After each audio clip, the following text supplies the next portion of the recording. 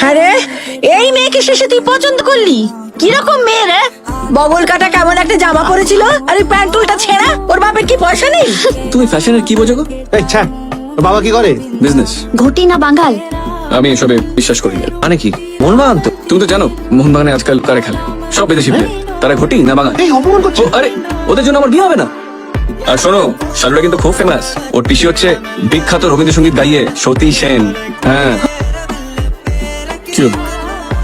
কাকাই, সতী সেনের নাম শুনে সবাই তোমার দিকে ওরম ভাবে তাকালো কেন? যা করবি নিজের ডিসিশনে করবি। এই বাড়ির লোকের কথা খবরদার শুনিস না, বুঝতে হবে। আমি এই মেয়েকে মোটে পছন্দ করতে পারছি না, এই বিয়ে হবে না। ব্যাস। কেন পছন্দ না? কেন মেয়ের খারাপ কি আছে? আর তুই দেখেছিস মেয়েটা ঠিক করে? ওই তো, অত কথা আমি বলতে পারবো না, হবে না, ব্যাস। আরে সবাই কি শাড়ি ধুতি পরে বাড়িতে ঘুরে বেড়াবে নাকি? এটা 21st সেঞ্চুরি। কোথায় আছি আমরা? ঠিক আছে, অত ধ্যান ধ্যান করিস না, হবে না, ব্যাস।